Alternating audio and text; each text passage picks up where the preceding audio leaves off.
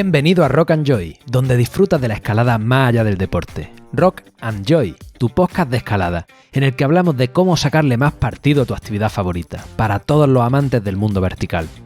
Este podcast forma parte de un proyecto mucho más grande, rockandjoy.com, en el que puedes encontrar formaciones de escalada, guiajes, entrenamientos, coaching mental y mucho más. rockandjoy.com. Todos los viernes, desde primera hora, contigo Miguel Sancho.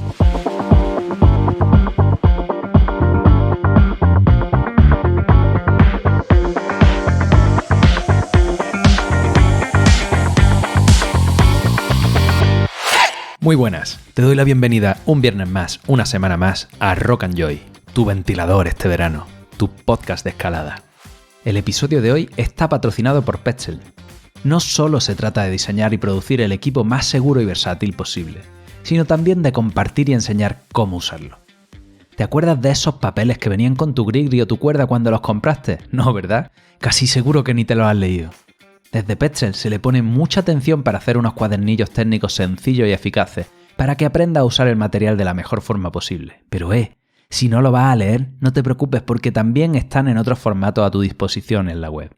Vídeos, Access Book, que son cuadernos completos con todo lo que necesitas saber sobre una actividad, como escalar en rocódromo en paredes con pictogramas muy claritos, de forma totalmente gratuita para la comunidad. Con Petzl tienes muchísima información técnica y didáctica de calidad para que puedas usar el material de la forma más segura y puedas incluso sacarle más partido. Desde asegurar en varios largos, uso de poleas, plegado de las cuerdas, rápeles, mosquetones, autorrescates, lo que se te ocurra. En Petzl tienes cuadernillos, vídeos y consejos técnicos para ti. ¿Aún no los conoces? Puedes encontrarlos en la web de Petzl en el apartado Consejos técnicos. Aprende a usar tu material de la mano de los que lo han diseñado. Y ahora vamos con el contenido de hoy. Es verano y como ya sabes, este programa lo hago solo desde casa. Y es posible, entre otras cosas, gracias a los que lo apoyáis en Rock and Joy Origen, el podcast privado, y a mi sponsor Climbskin y Petzl, a los que estoy muy agradecido. Pero sobre todo es posible porque me apasiona lo que hago y yo mismo subvenciono este proyecto.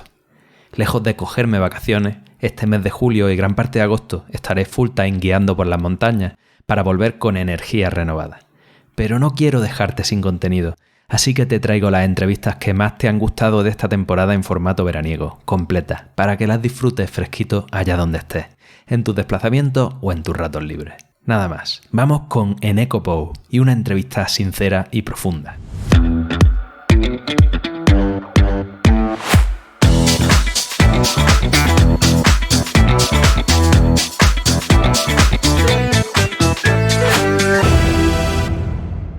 Hoy te presento a un escalador y alpinista que no necesita presentación, el hermano mayor de los Pou. Si no te suena ni un poco, será que has estado quizás metido en un hoyo en los últimos 20 años, ¿no? Conocido por ser el más montañero y alpinista de la cordada, Eneko tiene un historial intachable de ascensiones, intentos y expediciones que lo sitúan en lo más alto del panorama actual de la escalada de aventura en un sentido amplio. Y para colmo me chiva Instagram que hoy cumple 48 años, así que nada, qué honor que lo estés celebrando de esta forma, Eneko. Felicidades y bienvenido a Rock and Joy, crack. Muchísimas gracias, Miguel. Es un auténtico placer poder hacer una entrevista bonita como esta, el día de mi 48 cumpleaños. Estupendo. Eneko, pues traigo un montón de preguntas. De hecho, mi objetivo es que cuando alguien te pregunte dentro de un tiempo cuál ha sido tu entrevista que más te ha gustado, pues te acuerdes de mí. Así que para empezar como se debe, vamos a ir por el principio de los tiempos. ¿Cómo fueron tus inicios en la montaña? ¿Dónde empezó todo esto? Bueno, esto empieza, siempre lo comentamos, ¿no? Yo creo que en el norte, en Euskadi, hemos tenido una ventaja, ¿no? Con respecto a otros lugares, a otras comunidades, y es que tenemos mucha afición a la montaña de generación tras generación. Y a nosotros nos vino de la mano de nuestros padres. Entonces, desde que prácticamente, bueno, antes de nacer incluso, ¿no? En la tripa de nuestra madre, nada más nacer a cuestas de la mochila que nos llevaba mi padre, pues al final con nuestros padres pues hemos hecho mucha montaña desde que éramos pequeñitos y después hemos tenido la suerte que cuando llegó esa época difícil, que es un poco la adolescencia y demás, pues nos siguió apasionando, ¿no? Y soñábamos con llegar a lo más alto, ¿no? Ya en aquel momento, cuando éramos muy jovencitos, ¿no? Entonces, creo que también tener el norte claro cuando apenas eres un chaval, pues te da mucha ventaja, ¿no? Con respecto a muchísima gente. Claro, empiezas desde chiquitito. ¿Y ya te llevaron ellos a escalar y hacer alpinismo también? Sí, bueno, sobre todo caminar, ¿no? Nosotros con 17 años, que es cuando yo empiezo a escalar, mi hermano con 15, Ujú. habíamos recorrido gran parte de la cadena pirenaica, pues tendríamos pues 50 o 60 3000 principales, ¿no? Hechos por toda la cadena, habíamos estado ya en Alpes y bueno, escalar nos había llevado el Aita alguna vez mi padre a trepar un poquito, ¿no? Cosas sencillitas, a una arista y con 17 años, en 1991, comenzamos, yo con 17, Iker con 15, a escalar a través de un curso que hicimos con la Escuela Alavesa de Alta Montaña, ¿no? Con la Escuela Vasca de Alta Montaña, con la Federación, y fue el inicio un poquito de la montaña vertical, ¿no? Hasta ese momento había sido semivertical, ¿no? De vez en cuando hacíamos pinitos un poco verticales, pero caminábamos mucho también. Y al poco tiempo te llevaron los padres también y la familia al Mont Blanc, ¿no? Eso es. Al Mont Blanc vamos, creo que fue en el año 92, si no me falla la memoria. Conseguimos hacer el Mont Blanc en aquel verano. Mi hermano comienza a escalar allí, además, en una escuela que parece una cantera, además, que una escuela muy mala, ¿no? Que había detrás de Chamonix, allí detrás del pueblo, pero bueno, que le sirvió para darse cuenta desde el primer momento pues que iba muy fuerte, ¿no? Muy, muy fuerte en esto de la roca, ¿no? Que tenía grandes cualidades. O sea, ascendemos el Mont Blanc en ese verano, hacemos la arista de los cósmicos, hacemos alguna otra clásica más. Y fue como el inicio en la alta montaña de verdad, ¿no? En la alta montaña un poco invernal, ¿no? Con nieve. Teníamos también, yo creo que fue ese mismo verano, el siguiente también, sí, 17, 15 años, una cosa así. Y nos damos cuenta pues de que eso realmente sigue siendo nuestra pasión, en una edad en la que la gente se dedica sobre todo a salir de fiesta, a cosas de estas, ¿no? Y nosotros lo hacíamos tímidamente por estar con los amigos, pero el nuestro realmente era el monte y soñábamos con hacer expediciones pues como la gente que teníamos justo encima, ¿no? Que eran un poco la generación de Acho Apellani, de Juanito Garzábal, de Adolfo Mainabeitia. Teníamos un Antonio Miranda, un buen elenco de grandes alpinistas y grandes escaladores, solo ya en nuestra provincia, ¿no? Sin ir más lejos. Bueno, pese a hacerlo de forma tímida, como tú dices, ¿no? Siempre, después de haberme leído el libro y haber hablado con tu hermano, sé que tienes un montón de anécdotas en bares y discotecas. Desde la que nos contó Iker en Dawson Creek con los leñadores. Bueno, ¿qué te ocurrió en el concierto de Bad Religion en 1994? En 1994 pues se produce una ruptura enorme, ¿no? Veníamos con esta tradición que te digo montañera desde pequeñitos, queríamos hacer expediciones, soñábamos con eso, ¿no? Con hacer grandes cosas, ¿no? Yo en ese momento me acuerdo, no bebía nada, no salía de fiesta nada, y de repente un amigo que escalaba con nosotros, éramos cuatro, ¿no? Éramos mi hermano y yo, y luego estaba Alberto e Ivonne. Y en el caso de Alberto, pues le encantaba la música, y me dijo, mira, toca un grupo californiano que es famosísimo. Claro, en el 94 Bad Religion sonaba a tope, ¿no? A nivel internacional, ¿no? Van a dar un concierto en Oyarzun, acompáñame que no tengo nadie con quien ir y lo vemos el concierto y toda la historia, ¿no? Y bueno, fue comenzar el concierto, creo que tocaron 30 segundos con no me acuerdo el nombre de la canción, salieron a tope, como salía este grupo siempre en directo.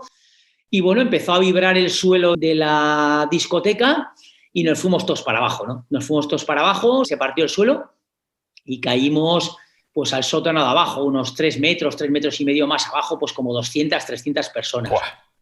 Yo el recuerdo que tengo es, bueno, pues en ese momento de mucha angustia, porque tenía mucha gente encima, pues como las tragedias estas de los campos de fútbol y demás, ¿no?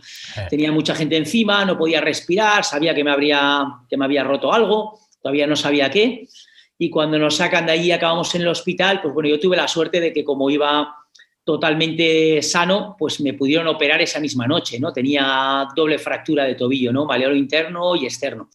Pero había gente bastante grave. Tuvimos la suerte de que no murió nadie, a pesar de ser un accidente pues gravísimo, ¿no? Pero bueno, me rompió un poco porque venía con una carrera meteórica, con muchas ganas, encima moviéndome bastante bien en todos los terrenos, y eso me paró pues prácticamente año y pico, ¿no? Pero también es verdad que salí todavía con más motivación, ¿no? Y prácticamente poquito después, que fue en el 99, pues recibí aquella invitación para ir al último 8000 de Juanito Garzábal a la Annapurna y mi carrera se catapultó otra vez para arriba, ¿no? En el ambiente montañero. Bueno, vamos a ir a eso dentro de un momento, pero en el libro dices que te dijo el médico en un momento dado que te iba a quedar cojo de por vida. Y ahí has hecho un montón de cositas después. ¿Cómo gestionaste en ese momento esa información y qué es lo que hiciste para que no te supusiera un hándicap? Bueno, yo creo que la ventaja cuando te pilla una lesión tan grave, cuando eres joven, cuando el médico te dice que no vas a volver a hacer deporte, que desde luego no vas a hacer deporte al nivel que tú realmente te planteas, ¿no? Pues yo creo que cuando tienes esa edad también lo bueno es que realmente piensas que eres invencible, ¿no? El miedo a la muerte viene mucho después, ¿no? Es muy curioso. Cuanto más has vivido, más miedo a la muerte tienes, ¿no? Cuando eres joven te juegas el tipo y no le das prácticamente importancia, ¿no? Y en ese momento yo creo que supe hacer lo que sé hacer hoy en día, ¿no? Superarme, ¿no? Creo que es una constante en toda mi carrera. Así como mi hermano se ha lesionado muy poco, yo he tenido un montón de lesiones graves y siempre he sido capaz de levantarme, ¿no? Yo pienso al final, la vida está para vivirla, ¿no? Y malos momentos los va a haber siempre. O sea, esto es así. La vida no es solo disfrutar, también hay que sufrir y te vienen, como decía, pues momentos que no quieres, pérdidas, muchas veces de compañeros, de amigos, de familia, y todo hay que superarlo porque es parte de la vida, ¿no? Entonces yo en ese momento creo que por primera vez en mi vida pues me aplicaba esto que hoy en día me aplico prácticamente todos los años, porque siempre tengo alguna cosita, ¿no? Y supe levantar una historia pues muy, muy difícil, con un tobillo que me dio mucha guerra, ¿eh? Estuve fuera del alpinismo de invernal, por ejemplo, y del esquí prácticamente 2 años, porque no podía ponerme botas duras, me rozaba el tobillo. Porque, bueno, hay que comentar, a los meses de, esto fue en septiembre, creo, en diciembre o enero estaba esquiando, o febrero, no me acuerdo, pero se infectó el tobillo otra vez por un virus de quirófano, entonces me tuvieron que volver a abrir cuando casi pierdo el tobillo. Había una infección muy gorda, me planté en el hospital con 40 de fiebre, y casi pierdo ese tobillo, ¿no? Y en ese momento la cicatriz se queda muy débil, entonces todo lo que son botas gordas a raíz de la segunda operación tengo muchos problemas para ponérmelas. Entonces me quedo 2 años fuera del alpinismo que me gustaba mucho el de invierno y luego poquito a poco lo voy retomando, ¿no? Entonces yo qué sé, la vida es un poco así, hay que saber pasar el listón, ¿no? Cuando ese listón está alto. Si yo tengo una lesión en la columna en eco y me la diagnosticaron con, bueno, más o menos esa edad, con 21 años o así, también me dijeron que no iba a hacer deporte y bueno, no he llegado a las cotas más altas, pero estoy haciendo octavo grado, que ya para mí es mucho, y sé lo que es vivir, ¿no? Con todo esto. Y bueno, para mí es digno de mención que hayas conseguido sobreponerte de eso y volver a lo más alto. Sí, Bueno. sí, los que hemos pasado por ello, Miguel, lo sabemos, ¿no? Lo que supone levantar una lesión fuerte. Pero yo también, es otra cosa que le digo a todo el mundo, ¿no? Al final, estas socavones que tienes que superar en la vida te hacen muchísimo más fuerte. Eres una persona mucho más preparada para lo que viene después, que esto es lo que la gente no se da cuenta, ¿no? Cuando te viene todo muy fácil, no estás preparado para pelear, ¿no? Cuando te vienen las cosas difíciles, es cuando realmente te conviertes en un guerrero, ¿no? Sirva el símil este que he puesto, que tiene un poco que ver con lo nuestro, ¿no? Pero para que la gente lo entienda. Tal cual. Bueno, entonces dices que a los pocos años vuelves a estar ahí y recibes esa invitación para volver al alpinismo de más alto nivel y te vas a la Annapurna en el 98 con Juanito. ¿Qué ocurrió? ¿Qué pasó allí en esa expedición? Sí, bueno, fue una expedición complicada, ¿no? Complicada porque yo no tenía experiencia en altura, tenía muchas ganas, había hecho mucho alpinismo por casa, buena actividad en Pirineos, buena actividad en los Alpes, bueno, sobre todo Pirineos, ¿eh? Y que yo siempre hemos dicho que muchas veces más que alpinistas somos pirineístas, ¿eh? Porque somos muy, muy de Pirineos. Y tenía mucho bagaje en Pirineos, pero no había dado el salto a la altura, ¿no? De hecho, lo máximo que había estado había sido en el Mont Blanc, en el 94, o sea, no había pasado por Andes, prácticamente tampoco por los Alpes, pocas salidas Alpes, y de repente me encuentro con Juanito Iarzábal en el Centro de Medicina Deportiva, que me estaba recuperando de otra lesión en aquella época, y me dice, oye, ¿por qué he oído que estás andando muy bien? ¿Te gustaría venirte conmigo a mi último 8000, a la Annapurna? Claro, yo me quedé así mirándole y no sabía ni qué decir, ¿no? Porque era mi sueño desde que era jovencito, ¿no? Poder acompañar a esta gente en una expedición era algo increíble.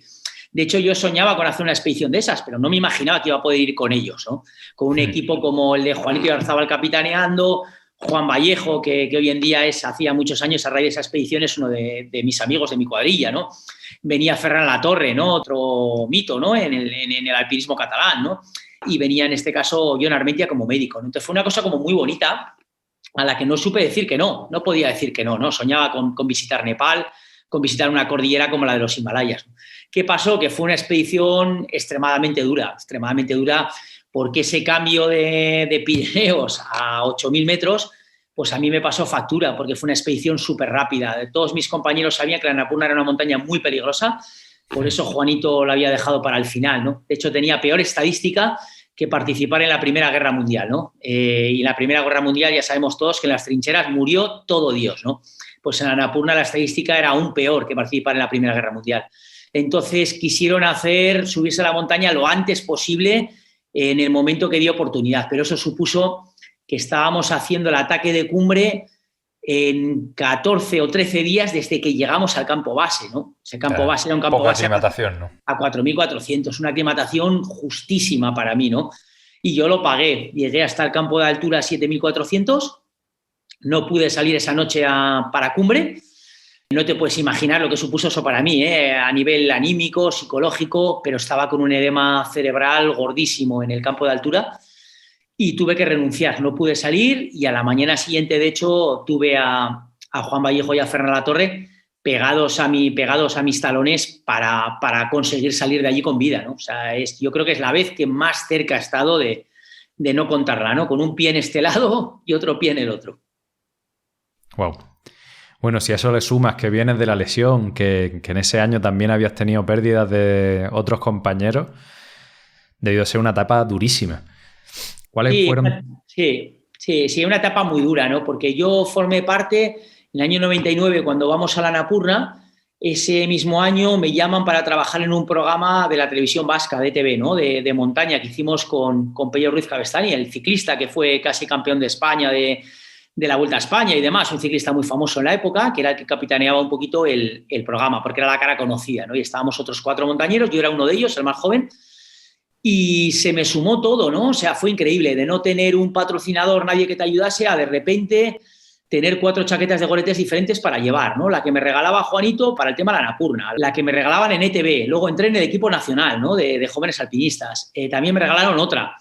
Y era como vivir un sueño, ¿no? Un sueño que de repente, pues un año después, justo después de la Annapurna, a punto de perder la vida en la Annapurna, mueren 3 de los compañeros del equipo, Pepe Chaverri, el que era el director, David Larrión, el que era mi compañero de escalada en invierno en aquella época, y Pablo Salas, un chico de Granada, creo, además, ¿no? Me quiere sonar, no sé si granadino o malagueño, creo que granadino, que estuvo en el segundo equipo. Estos chicos estaban en el segundo equipo, justo acabé yo y fueron ellos, ¿no? Murieron en las Grandes Llorases, en los Alpes, ¿no? Y fue un mazazo impresionante, ¿no? Porque me di cuenta de que la montaña no era un juego. Hasta ese momento había sido un juego, pero claro, estoy a punto de morirme en la Annapurna. Después se me matan 3 compañeros con los que tenía mucha relación. Entonces, todo eso hizo que me lo tuviese que pensar mucho, ¿no? Y tuve una crisis de identidad bastante fuerte con el alpinismo, sobre todo el de Piolé y Carampones. Me di cuenta que era peligroso, ¿no? Y la realidad también es que a raíz de eso, a lo largo de mi carrera, cada vez que me he acercado mucho al alpinismo técnico, al de verdad, al duro, he tenido este problema, ¿no? Siempre he tenido gente que se me moría alrededor. Nos ha pasado esto mismo la semana pasada y se hace muy, muy complicado. La verdad es que se hace muy, muy complicado. ¿Y cuál sería el mayor aprendizaje que has tenido de todo este proceso, de toda esa época que hayas llevado hasta ahora? Buena pregunta, Miguel, buena pregunta que voy a tener que pensar, ¿no? El mayor aprendizaje es difícil. Ahora, por ejemplo, estamos, tanto Iker como yo soy más reflexivo que mi hermano, ¿no? Estamos en pleno periodo de reflexión, ¿no? De reflexión total, porque la semana pasada sufrimos este accidente gordo en Gavarnie, murió un compañero francés que estaba escalando al lado nuestro, murió delante nuestro. Y nosotros estuvimos muy cerca, ¿no? Estuvimos muy cerca nosotros dos, muy cerca el chico que murió, que al final murió, su compañero, muy cerca 2 gendarmes también. El aprendizaje ahora mismo estoy, como te digo, en pleno proceso de reflexión. Me costará unos días todavía sacar un aprendizaje, ¿no? Yo creo que es algo que nos apasiona, porque la montaña es algo que la llevamos dentro desde pequeñitos. Pero, como te decía, a raíz del año 99-2000 me doy cuenta que no es un juego, me doy cuenta que es algo muy serio, me doy cuenta que hay un montón de gente que te quiere y, sobre todo, por ella pues hay que intentar llegar a viejo, ¿no? El alpinista bueno es el que llega a viejo, ¿no? Esto Iker y yo siempre lo hemos tenido muy claro, ¿no? no vale de nada una actividad o 3 actividades muy potentes cuando eres joven para luego desaparecer a los pocos años, ¿no? Y esto está sucediendo con muchísima gente, ¿no? Entonces, intentar sobrevivir, pero cuando te ves como la de la semana pasada, pues te das cuenta que ni siquiera ha estado en tu mano, ¿no? Entonces, te da mucho que pensar. Me resulta muy difícil, ¿no? Tanto a Iker como a mí, ¿no? Pensar en una retirada, porque incluso en un momento triste como el que estamos viviendo ahora, a nosotros esto nos gusta demasiado, es parte de nuestra vida y siempre hemos pensado que es mucho más bonito vivir con intensidad y comerte la vida a bocanadas, ¿no? Que vivir tirado en el sofá para que no te pase nada, ¿no? Esa falsa seguridad que nos venden en el primer mundo, ¿no? No creemos en ella, ¿no? Creemos en una vida pues relacionada con la montaña, intentando hacer actividades bonitas, haciendo un montón de amigos por todo el mundo a cuenta de estas actividades, porque como siempre decimos, esto es mucho más que un deporte, ¿no? Esto es un estilo de vida, ¿no? Entonces, yo creo que tanto Iker como yo, como en momentos tan difíciles como el de ahora, porque te digo de verdad, Miguel, que está siendo muy difícil, no nos planteamos para nada una retirada. Yo creo que nos vemos haciendo montaña como Carlos Soria hasta que el cuerpo aguante. Bueno, es muy valiente la postura. Y no lo sé si suscribo. Valiente o inconsciente, pero bueno, es lo que es, ¿no? Es igual de valiente e inconsciente subirse a un coche y ponerse a 110 kilómetros por hora en una carretera de doble sentido y lo hacemos todos, ¿no? Y nadie nos tacha. O sea que, bueno, es cuestión de cómo normalices y cuál sea tu habituación a lo que estás haciendo. Eneco, hay que ser... Nada. Vamos, hay que seguir y hay que seguir la entrevista también. Así que vamos ahí a un terreno un poquito más agradable. Estamos en aquella época, vuelves, era un momento duro y todavía no formaba una acordada habitual con tu hermano. Pese a que seguro que escalabais juntos y hacíais montaña, hacíais de todo, pero no erais los hermanos Pou, ¿no? Él estaba más cerquita, centrado en la deportiva, cerca de encadenar acción directa, que en aquel momento era la vía más dura del mundo, con el permiso de Hubble, que ahora parece que es el primer 9A. ¿Y cómo surgió esta idea de hacer actividades de corte de más aventuras juntos? O sea, ¿fue algo premeditado o de forma orgánica cada vez vais haciendo más cositas? Bueno, como comentabas, transcurrió en paralelo, ¿no? Llevamos como 2 carreras en paralelo, ¿no? Yo había entrado en el equipo nacional, había ido con Juanito, estaba llevando una vía mucho más alpinística, era como un tren que se separa en 2 carriles y van en paralelo, un tren al lado del otro, ¿no? Cada tanto nos juntábamos, hacíamos cositas. En el año 97, de hecho, hacemos la primera en libre y en el día al Pilar del Cantábrico, que era la vía de escalada en libre más importante que había en este país, ¿no? Muy, muy importante. De hecho, si te acuerdas, la primera fue un andaluz, además granadino, creo que era sí, Paco Fernández, sí, ¿no? el Cherpilla. Lo hizo por separado, los largos por separado, no se habían conseguido encadenar la vía en el día, pero claro, el nivel de la época era muy alto, ¿no? Yo, posteriormente, hemos investigado un poco, hemos oído hablar de Paco, por ejemplo, y a todo el mundo que le hemos oído hablar de él decían que era un auténtico portento, ¿no? Que era un tío excepcional, ¿no? Y estamos hablando de hace muchos años. Paco yo creo que está metido en esa vía a principios de los 90, o sea, estamos hablando de que la deportiva en España estaba casi en pañales a principios de los 90, ¿no? Entonces, meterte en una pared así es algo como muy impresionante. Entonces, cuando hacemos el Pilar del Cantábrico en el 97, es algo que suena mucho, ¿no? Porque al final somos 2 chavales, yo tengo 23, mi hermano tiene 20 en ese momento y de repente pues nos subimos por el pepino aquel, ¿no?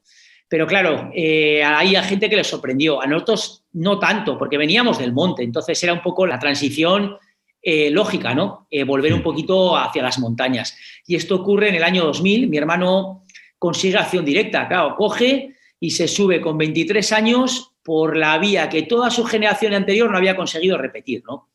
La realidad con acción directa es que la hace Wolfgang Gulich en el año 91, me parece que es, ¿no? 91, me parece.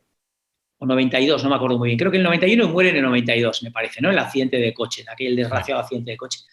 Y posteriormente la repite Alexander Adler en el 95, ¿no? Los alemanes tienen muchas dudas, por ejemplo, con esta repetición. Yo creo que por eso al final, cuando Iker la hace en el año 99, hay mucha gente que la considera primera repetición, además, y encima de un chico de la siguiente generación, ¿no?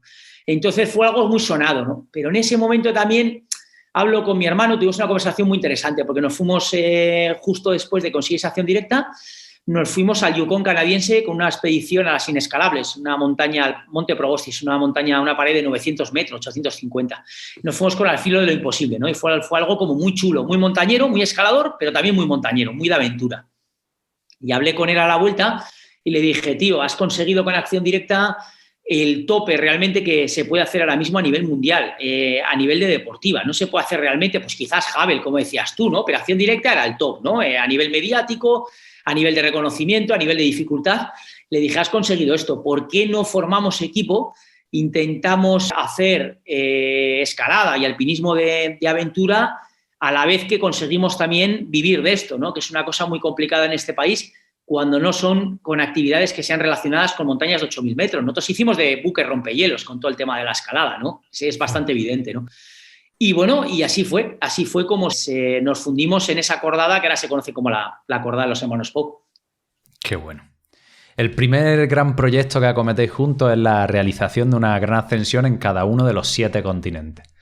Una aventura que dura 5 años y os consolida como una cordada innovadora en el terreno de la escalada aventura. Y ahora voy a listar un poquito lo que hacéis. En concreto, realizáis la segunda repetición en libre del Niño, 8A+ en el Capitán, en Yosemite. Y para poner las cosas en contexto, o sea, en Yosemite, la meca de la escalada es un lugar en el que prácticamente nadie escala en libre, aunque haya miles de cordadas escalando todos los años. Y para que el oyente se aclare con algunos términos que voy a emplear en esta entrevista, escalar en libre es escalar de abajo a arriba del largo usando solo tus manos y tus pies para progresar y no el material. O sea, lo que estás acostumbrado a hacer en escalada deportiva, al contrario de lo que es la escalada artificial en la que con ayuda de estribos pues progresas sobre el material que hay en la pared. O sea, no hay que confundir tampoco el libre con el solo integral, que no tienen nada que ver. Bien, pues dado que escalar en libre en Yosemite es durísimo y prácticamente nadie lo hace, solo la crème de la crème lo consigue, vosotros, además, sin tener mucha experiencia en granito, que el granito de allí, ya te digo que además no tiene adherencia y frente a las apuestas de los americanos conseguía encadenar. Luego volvéis al Urriello y hacéis la primera en libre de Zumwalt, o ¿cómo se pronuncia? Zumwalt. Una antigua 4 que aún no se había podido liberar. Y bueno, voy a hacer otro inciso. O sea, liberar una vía de artificial es pasar escalando en libre por una vía que ya se había abierto progresando en artificial. No es realizar una apertura porque ya está abierto el itinerario, pero se hace de una forma totalmente distinta. Y normalmente es bastante más arriesgado porque la protección fija de un artificial antiguo pues, puede ser muy precaria y muy espaciada. Hacéis Zumwalt quedando con una dificultad de hasta 8B+, siendo una de las paredes más duras de Europa. Y luego repetir la vía más dura de África, en Madagascar. En Australia escaláis el icónico Totem Pole, que me dais mucha envidia, pues yo pasé por allí y no pude escalarlo. Vamos, no llegué ahí a Tasmania. De ahí pasáis a ascensiones de corte alpino con la liberación de Eternal Flame a la torre sin nombre del Trango en el Karakorum, Pakistán, todo un hito. Luego Patagonia, donde tras 2 expediciones hacéis cumbre en el Fitzroy por la Supercanaleta y para poner la guinda al pastel, una aventura de verdad en la Antártida, una expedición de nombre al Cerua Peak, llegando a la Antártida en velero. Una apertura también. Y si permites que hable tanto también, voy a hacer otro apunte sobre lo que es una apertura o abrir, que últimamente se confunde con escalar de primero en deportiva.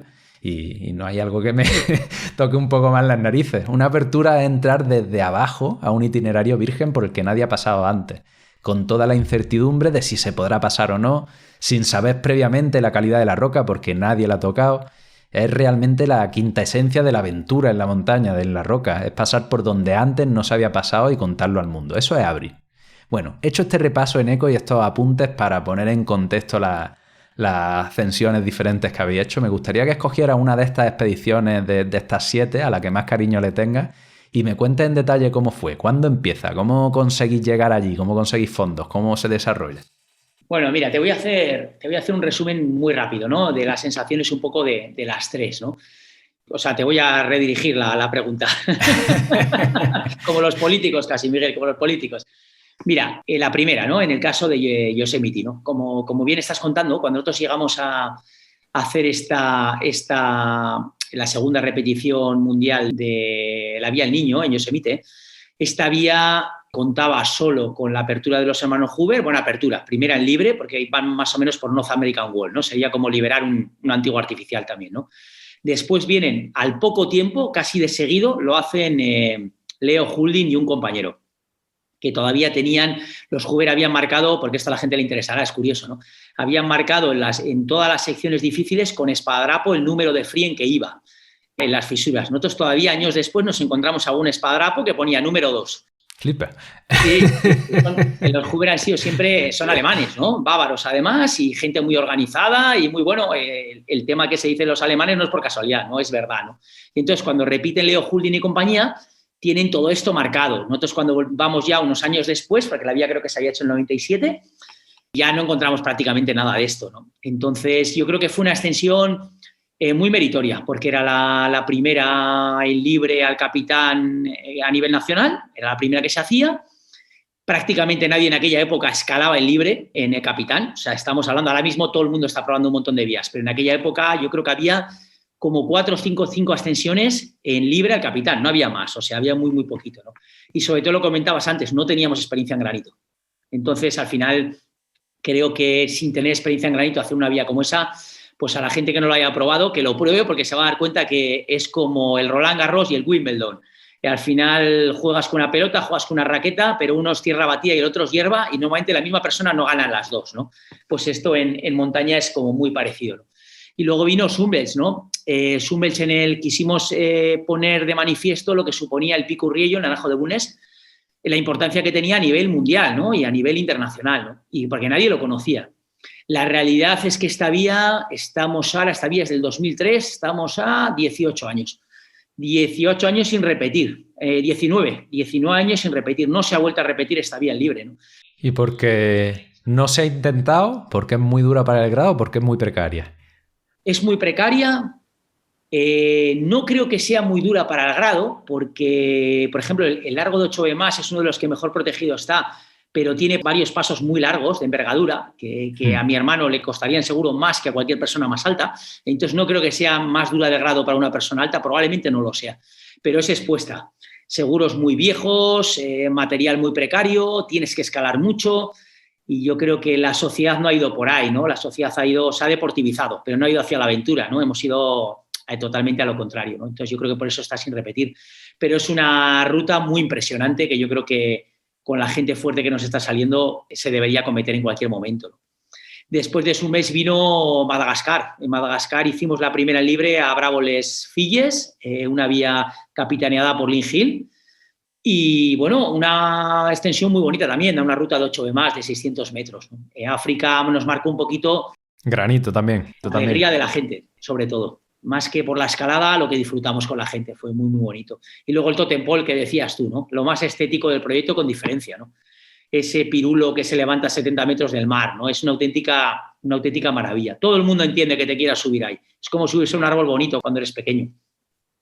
Y después de eso vendría la torre sin nombre, ¿no?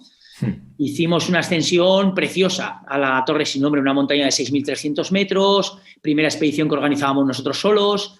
Tuvo mucho valor a este nivel, a nivel logístico también, y estuvimos 16 equipos en la montaña ese año, solo 2 conseguimos cumbre, ¿no? ¿Cómo organiza por vuestra cuenta una expedición así? Sí, porque habíamos estado con Juanito, que había organizado él, era difícil organizar una expedición de esas, ¿no? Hicimos una ascensión en libre espectacular, ¿no? Nos quedó un poquito porque el año no estuvo para eso, pero abrimos también una variante a la vía de los alemanes, al trozo artificial de los alemanes. Creo que fue una ascensión muy, muy buena. Y de ahí después la Patagonia, ¿no? El Fitzroy, ¿no? Partida doble, 2006-2007, para subirnos al Fitzroy y conseguirlo en libre. Y después, como decías, la Antártida, ¿no? Creo que la Antártida probablemente es el proyecto más aventurero de todos 7 paredes, 7 continentes, ¿no? Porque esa travesía atravesando el Cabo de Hornos, el Mar de Drake, en velero, para llegar a esa montaña, a ese cucurucho de nieve, ¿no? Tipo las montañas de la Patagonia, ¿no? Y ascender por primera vez esa cumbre virgen, una vía técnicamente además difícil, ¿no? Con grado de 7º, con M6 creo que le dimos, 90 grados, una vía realmente bastante complicada. Creo que fue un proyecto sensacional porque nos permitió juntar nuestras 2 grandes pasiones, ¿no? Que por una parte es la escalada y los viajes y conocer gente. Entonces no te quedas con ninguno de los 7, ¿no? No, es que, ¿sabes qué pasa? Es difícil, ¿no? Porque es como decir, ¿con cuál de tus hijos te gusta más, ¿no? Claro, es que estos son los 7, ¿no? Yo por subrayar quizás subrayaría la Antártida, ¿no? a ver, te voy a poner una razón que tú antes has definido muy bien, ¿no? No es lo mismo repetir una vía que hacer una primera extensión, ¿no? Una primera extensión difícil es algo muy épico, porque es adentrarse en lo desconocido y mantener a raya ese nivel de tensión de no saber dónde te estás metiendo, cuánto tiempo te va a costar, si necesitas más material, menos material, si tienes que subir saco, si no tienes que subir saco. Ese estilo alpino, por decirlo de manera, porque esto al final estamos hablando de estilo alpino, es la diferencia entre poner un montón de cuerdas fijas con un grupo grande y no perder un solo dedo o perder un montón de dedos en la Antártida, ¿no? Creo que es la diferencia entre ser un gran escalador o no ser un gran escalador, ¿no? Que esto es lo que la gente no controla tanto, pero los que llevamos toda la vida sabemos que esa diferencia es muy, muy grande. Y la Antártida supone también un antes y un después, porque es una apertura con aventura, ¿no? Y a partir de ahí nuestra carrera prácticamente toda va a ir en esta línea. En cosas nuevas a nivel internacional, ¿no? En las cordilleras más importantes del planeta, ¿no? Entonces creo que esa expedición marca un antes y un después. A partir de entonces, como bien dice, habéis realizado un montón de expediciones, casi todas grandes aperturas desde abajo, en el Ártico, en Siberia, en Patagonia, en el Pico, Mallorca, Alpes, Brasil, Himalaya, y alguna me dejaré por ahí. O sea, básicamente cada año que pasa intentáis hacer alguna actividad potente e innovadora. ¿Qué ingredientes tiene que tener una actividad para que os ilusione y organicéis un proyecto? Bueno, sobre todo, como decías tú, que sea innovador, por supuesto, ¿no? Que sea algo que llame la atención, ¿no? Que sea algo estético, un poco en la línea del Totem Pole, de la Torre sin Nombre, del Trango, que sean cosas bonitas, ¿no? O sea, que nos entre por la vista. Al final somos como niños grandes, ¿no? Te subes a ese árbol o te subes a esa pared pues porque te gusta, o te subes a ese columpio porque es muy chulo, ¿no? Y porque está un poquito más alto, ¿no? Entonces mantener ese espíritu juvenil, ¿no? Al final, cuando mantienes el espíritu juvenil es cuando sigues haciendo cosas, ¿no? Cuando pierdes el espíritu juvenil es cuando te sientas en el sofá. Por eso nosotros intentamos mantener el espíritu juvenil, ¿no? Entonces yo creo que la estética es una premisa, la superación es una premisa, la superación en modo de dificultad, lo que decíamos de la innovación, este tipo de cosas son las que nos van a marcar la diferencia, ¿no? A la hora de buscar un proyecto. En estas expediciones y esta apertura en eco, lejos de la imagen de un campamento idílico en el que todo es alegría, pasáis penurias. Has llegado a estar encerrado en una tienda hasta 22 días seguidos. ¿Qué coño haces 22 días seguidos en una tienda? Sí, estuvimos 22 días seguidos en Isla Baffin. No sé si 22 o 23, ya no me acuerdo muy bien, Miguel. Pero sí, ¿qué coño haces? Tú lo has dicho, ¿no? ¿Qué coño haces metido en una tienda viendo llover, nevar, un frío increíble, con el miedo de que teníamos osos polares alrededor, ¿no? ¿Sabes? Y todo el día metidos en la tienda. Y digo, ¿qué hago con mi vida aquí metido, no? Porque no te puedes ir al cine, no puedes quedar con un amigo, no puedes quedar con tu chica o yo qué sé, o con la familia, ¿no? Para ir a cenar, ¿no? O sea, este tipo de cosas se quedan fuera, ¿no? Pues en este caso lo que hicimos allí fue hacer flexiones como locos dentro de la tienda, o sea, mantener un poco el apartado físico como pudimos, hacíamos flexiones dentro de la tienda y cuando escampaba un poquito salíamos fuera que teníamos una piedra en la que podíamos hacer dominadas, hacíamos dominadas y hacíamos abdominales, ¿no sabes? Y el rato que nos hacía esto se leía. Yo me llevé una pila de libros pues que creo que subía hasta la altura de una mesa, para que te hagas una idea, vamos. O sea, me recuerdo uno que era la guerra de Winston Churchill, ¿no? Sobre el primer ministro inglés, ¿no? Me leí un ladrillo que el resto me miraba y me decían, tío, ¿cómo estás leyendo esto? Digo, pues porque no voy a sobrevivir aquí, la cabeza no me da para más. Un buen momento para ese tipo de cosas, para Guerra y Paz, de Tolstoy. Sí. Y oye, ¿estabas solo en la tienda o compartías tienda con alguien? En este caso, anduvimos vivos, hicimos un poco la mentalidad de Himalaya, ¿no? Sabiendo que la expedición iba a ser muy larga, llevamos una tienda a cada uno. Entonces, a ese nivel por lo menos mejor, porque tú piensas que 23 días seguidos sin salir de la tienda puedes matar al que tienes al lado tranquilamente. Y además, como teníamos rifles alrededor para el tema de los osos polares, es más peligroso. Menos mal que llevamos una tienda a cada uno. Bueno, y también fuera de la tienda has pasado un montón de noches entretenidas. Pues tengo aquí el libro que me lo he leído en tiempo récord para preparar la entrevista y he contado al menos 6 vivas de fortuna sin saco ni esterilla en mitad de paredes o montañas, y seguro que más, ¿no? Con tiempo regulero. Y habéis tenido también algún percance que otro y bueno, ya hemos hablado previamente de lo duro que es esto. Me interesa mucho, ¿sabes cómo encuadras toda esta incomodidad, toda esta exposición en el marco de una actividad? O sea, tú coges el petate con las cuerdas, te vas a una pared y sabes que cabe la posibilidad de que esa noche duermas allá arriba y estés a 15 grados bajo cero. Hombre, hay una cosa que es evidente también, ¿no? Lo que comentábamos antes. Tú al final, si apuestas por el estilo, y yo creo que subir a una montaña de cualquier manera no sirve. O sea, esto lo estamos diciendo mucho en las conferencias últimamente, ¿no? Al final, si tú la montaña que tienes al lado de tu casa, que tiene, imagínate, 1800, o que tú tienes el Veleta, tienes ahí el Mulhacén y compañía, ¿no? Al final estos tienen 3000 y pico, pero son montañas que subes en el día, ¿no? Y para subir a esas montañas no te buscas 4 guanas que te lleven en la mochila, la botella de oxígeno, el no sé qué, el no sé cuántos. O sea, yo creo que lo que no harías en casa, pues no debes hacer allí por muy grande que sean esas montañas, ¿no? Al final, lo que significa hacer eso, nosotros que entendemos de monte, que llevamos toda la vida, automáticamente cuando una persona vemos que está haciendo en ciertos estilos ciertas cosas, o sea, oxígeno, cuerdas fijas, montón de serpas alrededor o montón de gente que le está ayudando, lo primero que nos viene a la cabeza es que esa persona no tiene el nivel para estar donde está, ¿entiendes? Para nosotros el nivel se adquiere a lo largo de los años y tú te tienes que meter a una montaña a nuestro gusto como te tienes que meter y es con total autonomía. O sea, tienes que poder llevarte las cosas que te vas a llevar para la escalada y si al final toca un vivac por el medio porque el estilo te exige un vivac, porque en ese estilo es difícil que no duermas, pues te comes el vivac. Esto es lo que hay, vamos. Es que estamos en una etapa de la montaña, sobre todo, más que la escalada también un poco, ¿no? Pero la montaña sobre todo, que en cualquier momento a la gente le van a dejar en helicóptero en la cumbre del Everest o del K2 y se van a apuntar a la cumbre, no sé si me entiendes, ¿no? Y todo no vale en la vida, todo no vale en la vida.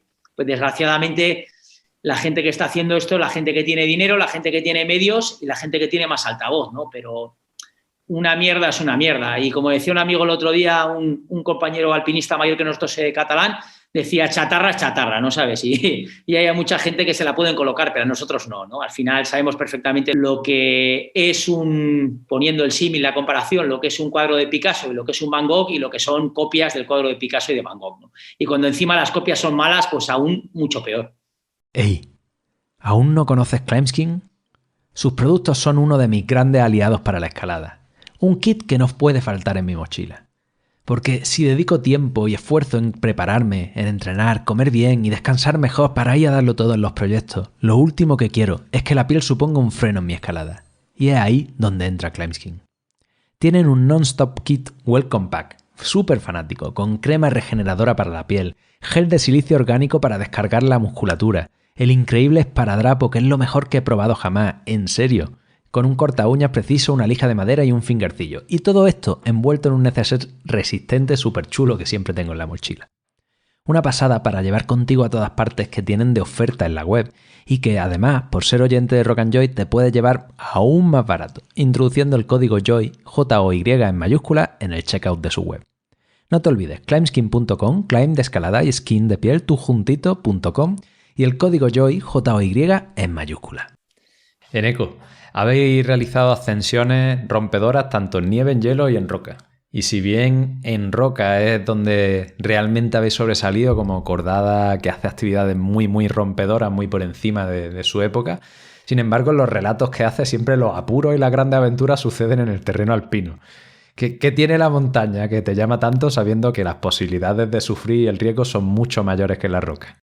Bueno, hay una cosa que es muy clara, ¿no? Vivimos en un país de roca, ¿no? Como aquel famoso vídeo, ¿no? De Avista Multimedia, ¿no? Es un país de roca. Entonces, ¿dónde vas a ir mejor? En la roca, porque es lo que realmente tienes habitualmente. Nosotros no tenemos como en los Alpes que salen de casa y tienen 4 columnas de estas de 6º grado de hielo a 20 minutos del coche. Esto no existe. Entonces, es difícil que vayas tan fuerte como una persona del arco alpino, ¿no? Pero, sin embargo, roca tenemos la mejor. Entonces, por eso hemos sobresalido en roca, ¿no?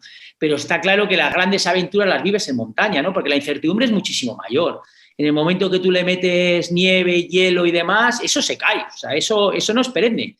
La roca también se cae, pero aguanta mucho más tiempo, ¿no? Necesitas pues, que haya llovido mucho, que haya un desprendimiento muy gordo por la razón que sea, pero la roca normalmente es mucho más sólida, ¿no?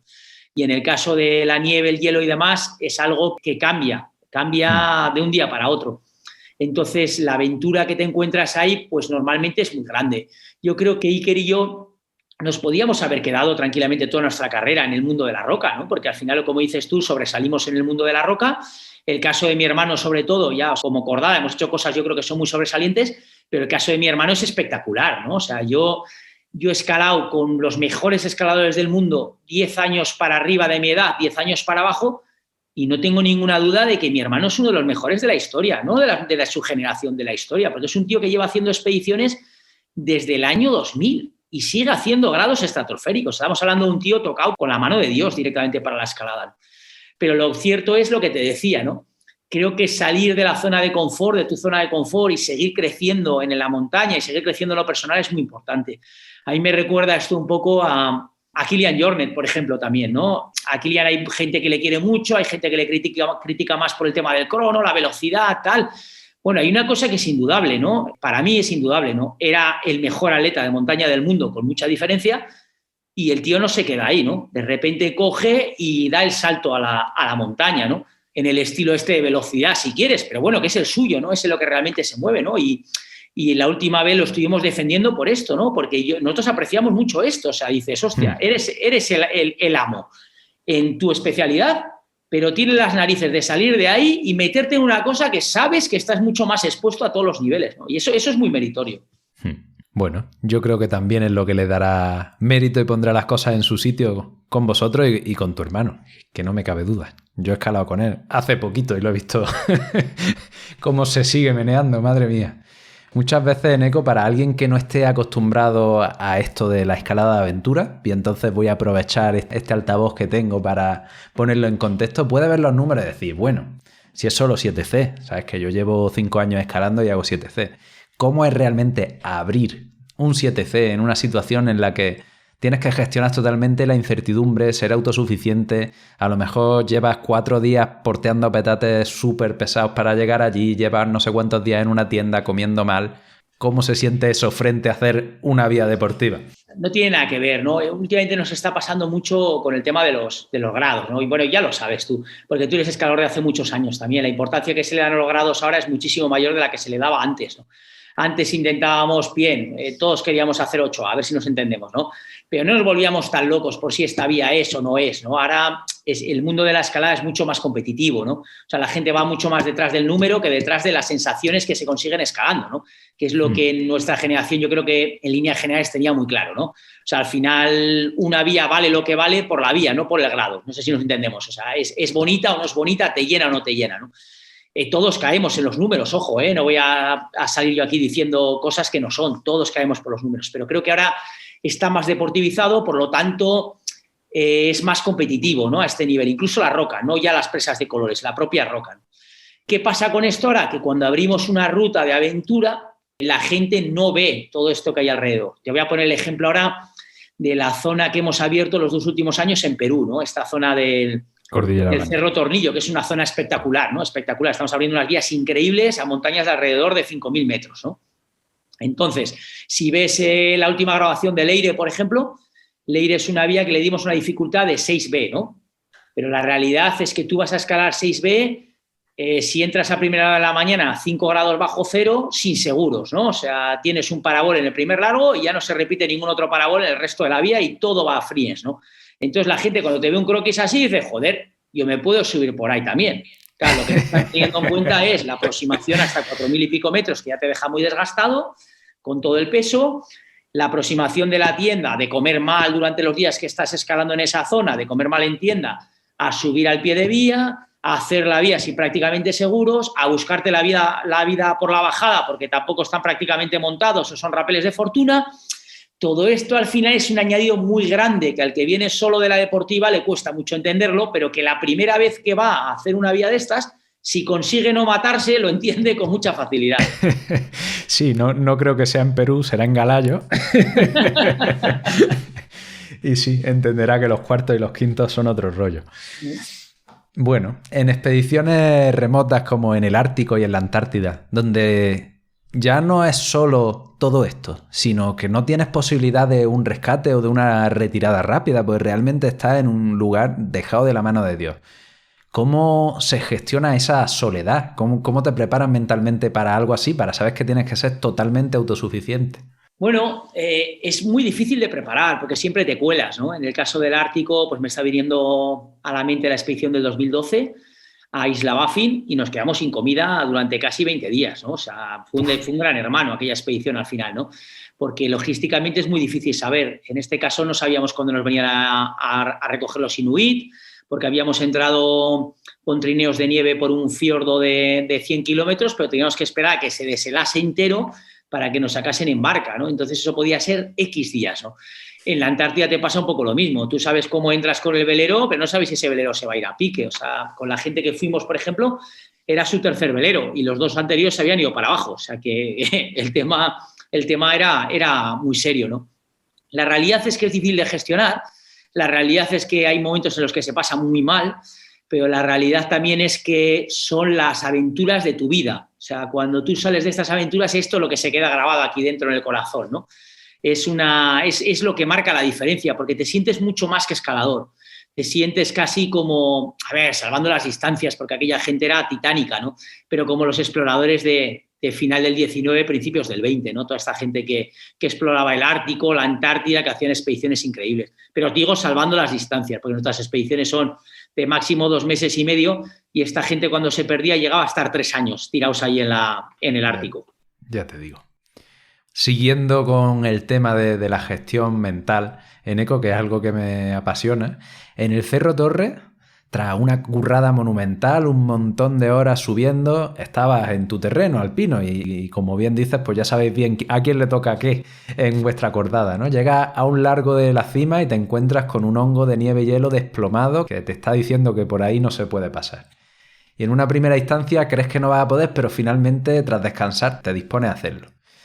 Yo me gustaría saber, cuando sacas el mosquetón de tu cabo de anclaje y lo sacas de esa reunión y te dispones a abandonar la seguridad para enfrentarte a una dificultad extrema, a el cansancio que llevas, la incertidumbre y un riesgo real, ¿qué pasa por tu cabeza? Bueno, ese momento, por ejemplo, fue muy difícil. Ese momento fue muy difícil porque en ese momento mi hermano hacía muy poco alpinismo, entonces yo tenía claro que iba a tener que tirar gran parte de la vía o toda la vía, ¿no? Que él ahí no iba a poder relevar, ¿no?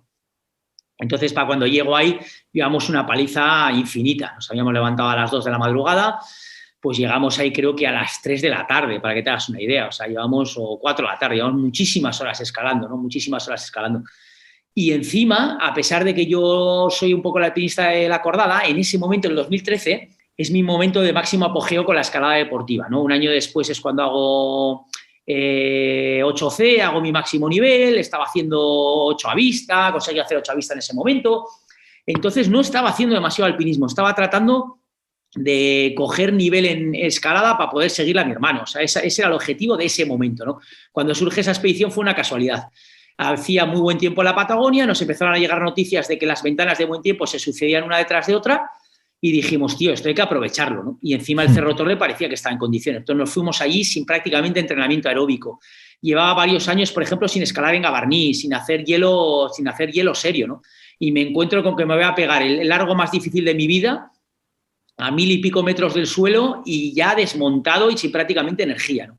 Entonces, ¿qué te viene a la mente? Pues que estás a 40 metros de la cumbre del Cerro Torre, que para nosotros es la montaña más bonita del mundo, que es una de las más difíciles, una montaña que tiene muchos menos ascensos que el K2 o el Everest, para que la gente se haga una idea, y que tienes que subirte por allí como sea, ¿no? Y ese como sea fue que estuve a punto de caerme en varias ocasiones y al final conseguí sacar el largo enteramente libre. Yo tengo muy buen recuerdo de aquel momento, muy buen recuerdo de haber pasado mucho miedo también, porque cuando dejas el collado y te metes hacia la parte por donde tienes que hacer el largo, tienes en esos momentos, estás en un largo de nieve pegada vertical en el que el hielo está a más de 50 centímetros, o sea, tienes que quedarte colgado un brazo para ir limpiando la nieve, para poder buscar el hielo, y tienes en ese momento también 1400 metros de patio debajo de los pies, ¿no? Cuando sales del collado. O sea, algo muy, muy, muy impresionante.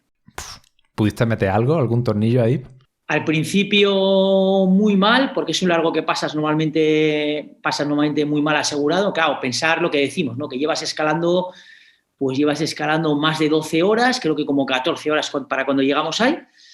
Voy totalmente extenuado, o sea, muy, muy, muy cansado, porque para llegar desde el pueblo al Cerro Torre, a la cumbre, has hecho cerca de 50 kilómetros con una mochila de 20 y tantos kilos para cuando estás ahí, ¿no? Entonces vienes muy, muy cansado de los días anteriores también.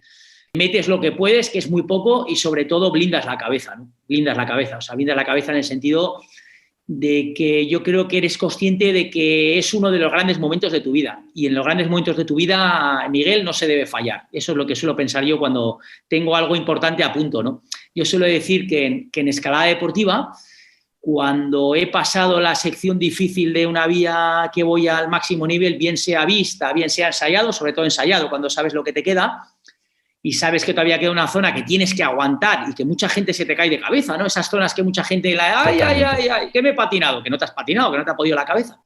Yo suelo decir que yo, en mi caso, estoy escuchando el We Are the Champions, ¿no? El We Are the Champions de Queen, ¿no?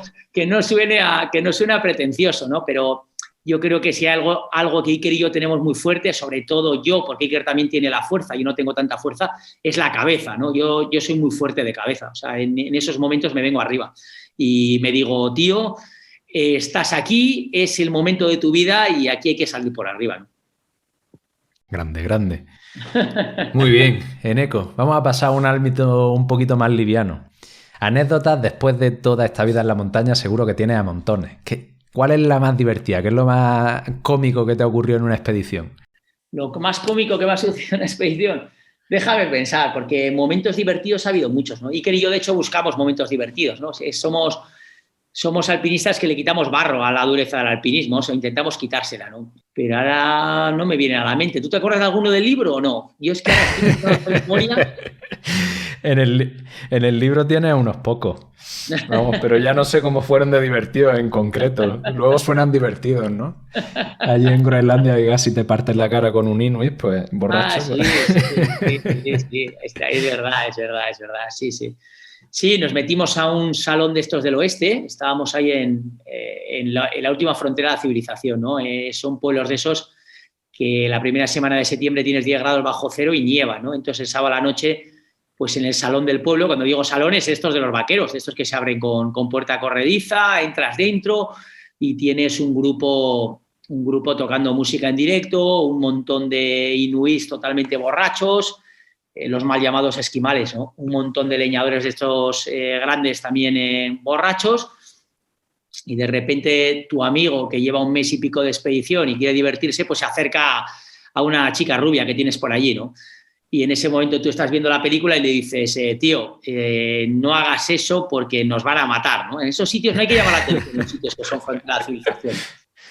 Y bueno, como se toma 2 copas más, se le olvida lo que le has contado, va donde la chica rubia, le viene un leñador enorme de 2 metros y pico detrás a meterle unas hostias, y tiene la suerte de que ese leñador tiene otros enemigos en el bar, hay como 2 grupos, y en vez de pegarnos a nosotros se empiezan a pegar entre ellos y salimos corriendo entre las piernas de los leñadores como en los tebeos, ¿no? Y cuando escapamos por la puerta corredera esta del oeste, pues entra la policía montada de Canadá, vestida de rojo, como en las películas, y con la pistola en la mano, ¿no? O sea que imagínate, de estas ha habido unas cuantas a lo largo de nuestra carrera montañera.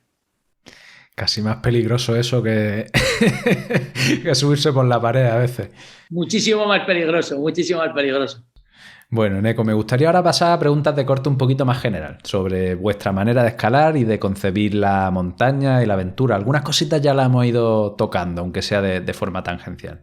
Porque escalar, ya sea en una gran pared de aventura, en lugares remotos, se puede hacer de muchas formas. Y las técnicas y los materiales ahora mismo te permiten que si todo vale, pues sea realmente muy sencillo para cualquiera llegar arriba. Y en la escalada tenemos un componente ético y estético importante. Y vosotros siempre habéis apostado pues, por los más altos estándares. Siempre que se pueda desde abajo, en libre, sin expansivos y dejando los menos seguros en la pared. O sea, esto es un compromiso con la forma en la que se escala increíble que luego pues ya hemos hablado que no siempre trasciende cuando se reseña la actividad y no siempre llega al público. ¿Por qué? O sea, ¿por qué cuando, por ejemplo, libera una 3 Plus, una 4, no metéis seguros nuevos? ¿No cambia ese tornillo o ese clavo asqueroso que lleva ahí 20 años? Bueno, básicamente, como bien has dicho, yo creo que el estilo lo es todo en montaña, ¿no? Sobre todo en una época en la que cada vez tenemos más medios para todo, ¿no? Y antes ponía el ejemplo de subir en helicóptero a la cumbre del Everest o del K2, ¿no? O sea, el ser humano ahora parece que le vale todo, ¿no? Y realmente no puede valer todo. Yo creo que las cosas hay que conseguirlas con la superación, ¿no? Con el esfuerzo personal. Si al final no las consigo con el esfuerzo personal, las cosas valen muy poco y estás solucionando a base de bienes materiales, por decirlo de alguna manera, lo que deberías solucionar superándote. Y superándote al final el ser humano crece y con los bienes materiales no crece prácticamente nada, ¿no? Nosotros creemos en una filosofía de superación y de crecer en la vida, ¿no? Intentar mejorar, ¿no? No es solo estudio el instituto, acabo el instituto y ya está, hago la universidad y ya está. Pensamos que se puede aprender a lo largo de la vida, ¿no? Por eso transmitimos esos valores de cara a la montaña también, ¿no? Los valores de superación, de entrar a una vida desde abajo, de intentar hacerlo con el mayor nivel posible, o sea, que te prepares para esa vida realmente, intentar hacer las menos trampas posibles, ¿no? O sea, que al final lo que consigues lo consigas tú, ¿no? ¿Por qué en un caso de una vía antigua como Sunbelt, por ejemplo, por qué no le cambiamos los seguros, como Sunbelt y muchas otras? Básicamente por una sencilla razón, ¿no? Al final, cuando nosotros empezamos a hacer estas grandes vías en libre, estamos en la época de transición entre la escalada artificial y la escalada libre. Como hace 20 años, ¿no? Estaríamos hablando más o menos. Hoy en día la escalada artificial prácticamente ni existe. Nosotros sabíamos que esto iba a pasar, pero en ese momento estamos en la transición. Entonces, no te subas por una vía de artificial cambiándole los seguros para seguros que te convienen a ti para hacerla libre, porque te va a criticar toda la comunidad del artificial, ¿nos entendemos? Al final, si lo haces, hazlo como lo hacen ellos, aunque sea mucho más difícil en el estilo que lo estás haciendo tú, ¿no? Porque el estilo que estás haciendo tú, las caídas van a ser mucho más fuertes. Ellos al final van colgados de los estribos, todo puede saltar, pero lo más probable es que nada salte, porque no te vas a caer. Pero en libre te caes haciendo ciertas dificultades. Entonces, el riesgo que asumíamos nosotros era mucho mayor que el de una persona artificial. Pero creo que en ese momento hicimos una carrera intachable. O sea, nadie podía decir nada a los hermanos Pou porque lo que estaban haciendo realmente era superar el artificial, escalando el libre lo mismo que se estaba haciendo con las vías duras de artificial, ¿no? Entonces, en ese momento nadie se puede meter con nosotros y el que se mete realmente es pues porque directamente nos tiene envidia, ¿no? O sea, no tiene armas, o sea, no tiene balas en el cargador para poder tirarnos, ¿no? Tal cual. Sí, siempre hemos tenido claro que si tú al final llevas una carrera intachable, el que se mete contigo es porque te tiene envidia, no tiene armas para poder meterse contigo, ¿no? Eneco, a veces se te tiene como el hermano de los Pou que no escala tanto, ¿no? Sin embargo, has llegado a las más altas cotas del alpinismo, la escalada de aventura, las expediciones remotas, pero que además ha encadenado 8 CEM deportivas. Coño, que no es ninguna tontería incluso para gente que se dedica al 100% a la roca. ¿Cómo fue ese proceso de encadenar ese 8C, la perestroika? Porque tú te dedicabas sobre todo a otro tipo de escalada, ¿no? Bueno, yo esto básicamente lo hice lo primero por demostrarme a mí mismo que nunca he tenido las cualidades de mi hermano, pero que sí era capaz de hacer cosas importantes, ¿no? Y sobre todo también por ser capaz de seguirle, porque muchas veces me veía ya no en desigualdad de condiciones, ¿no? En una gran pared cuando estábamos liberando, abriendo una vía dura, sino que nunca he querido que hubiese demasiada diferencia entre el largo que abría él y el largo que abría yo, ¿no? Y para eso yo necesitaba levantar el nivel de deportiva, ¿no? Aparte de eso, si además en el camino pues callas un montón de bocas y dejas claro que puedes hacer eso si realmente lo quieres, pues bienvenido sea, ¿no? Una cosa no viene mal por la otra, ¿no? Pero yo realmente no lo hice por esto, yo realmente lo hice por mí, por nuestra cordada, ¿no? Por lo que suponía poder mejorar a nivel de cordada. Y fue un proceso difícil. Claro, a mi hermano muchas veces me suele decir, cabrón, que te volviste loco por tener que probar una vía 2 meses o 2 meses y medio. Me dice, hay gente que está años detrás de una vía, ¿no? Pero yo me di cuenta que a mí no me compensaba, porque soy escalador deportivo, igual que soy alpinista, igual que soy aventurero, por decir de alguna manera, ¿no? Para que nos entendamos. Y escalador deportivo es una parte muy importante de mi carrera.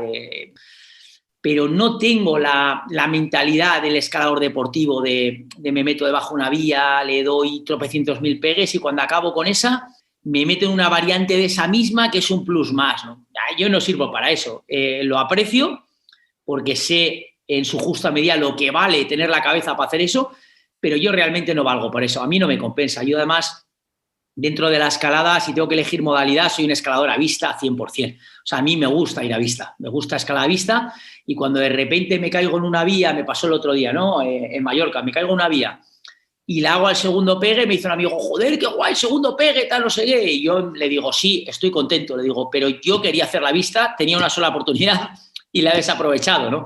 Soy muy de fustigarme con estas cosas, ¿no? Por eso igual Iker y yo nos superamos tanto, porque somos muy exigentes con nosotros mismos, ¿no? Hombre, no me cabe duda de que sin esa exigencia, pues no llega a conseguir esas cosas. Sí, yo incluso, es curioso, ¿no? Porque más que el S8C, ¿no? Que sí ha sido importante porque es un número grande, ¿no? Hoy en día los chavales están haciendo cosas impresionantes, ¿no? Pero yo viniendo de donde venía, de un montón de alpinismo toda mi juventud, de no haber entrenado nada, de mucho esquí alpinismo, de mucho esquí de pendiente, llegar a esas dificultades a los 40 años era algo muy importante, ¿no? Casi más que el 8C, para mí fue lo que trajo el 8C, que fue 8 a vista, estuve a punto de hacer 8 a más a vista, también no lo conseguí porque estaba en Mallorca y no tenía vías, pero realmente el nivel lo tenía, ¿no? Pero hice algunos 8 a vista, ¿no? Y eso me dejó muy contento porque la transferencia al monte va a ser ese 8 a vista, no va a ser el 8C. O sea, lo que me va a dar el nivel para poder hacer luego grandes vías en montaña va a ser la vista. Ya hablando de grados, cuando os planteáis vías de un nivel muy alto en roca, ¿y tú los largos de tu hermano los escalas de segundo y los liberas también? Cuando puedo los libero y cuando no puedo no los libero. Cuando puedo los libero y cuando no puedo no los libero, ¿no? Es verdad que hay una diferencia grande en nuestra acordada, ¿no? En cuanto a nivel. Entonces, si él ha hecho el largo, o sea, si él ya lo ha encadenado, yo, si es un largo que realmente lo puedo pelear, me lo voy a tomar muy en serio. Si veo que es un largo que se me escapa, pasa lo mejor posible y ya está, ¿no? Nos ha pasado en pocas ocasiones, en muy pocas, que yo haya hecho un largo de dificultad X antes que él. Me acuerdo que nos pasó en Mallorca, en la vía Colpe-Escolpe, una de las grandes vías que tenemos abiertas aquí, que el largo clave era un 7C más 8A, luego ha entrado algún otro y ha dicho que 8A como la copa un pino, que hice antes que él, y todo porque era un largo tipo Echauri, ¿no? Placa ligeramente desplomada, de presa pequeñita y tal, y ahí es donde nuestros niveles se equiparan un poquito más, ¿no? Pero si no, el nivel de mi hermano se me escapa, pero lo tengo años luz. La realidad es que lo tengo años luz. Al hilo de esta escalada deportiva frente a la escalada de aventura, ¿qué habilidades crees que puede tener un escalador o que requiere un escalador de aventura que no lo tenga uno de deportiva o viceversa? ¿En qué nos tenemos que preparar más para un lado o para otro? Bueno, está claro que al final un buen escalador de aventura, ahora mismo sobre todo de nivel fuerte, ¿no? De top, tiene que ser muy buen escalador deportivo, ¿no? Eso al final marca la diferencia. A mí me resulta difícil en roca, por mucha aventura que sea, imagínate poder estar a la altura de un tío que escala 9B, si hace una buena transferencia a la aventura, ¿no? Porque no tiene ese nivel físico. Entonces yo creo que eso Iker y yo lo hemos tenido siempre muy claro, que la escalada deportiva era la punta de lanza para absolutamente todo. De hecho, de un gran escalador de roca puedes hacer un grandísimo alpinista, pero viceversa es muy difícil, ¿no?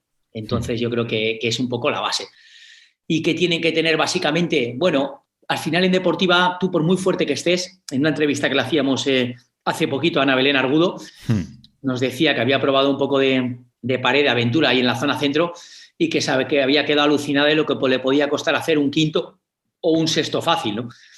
En principio fácil, que eran grados fáciles, lo difícil que era subirse por ahí, ¿no? Yo creo que realmente depende de los estilos y depende un poquito la experiencia que tengas en moverte sin seguros, el tema cambia muchísimo porque la percepción es de ir a por el siguiente monodeo, a por el siguiente video, a por la siguiente regleta, sin prácticamente, en nuestro caso, ninguna preocupación en la caída, a decir, más vale que coja eso porque me podría romper las piernas contra la repisa que tengo debajo, ¿no?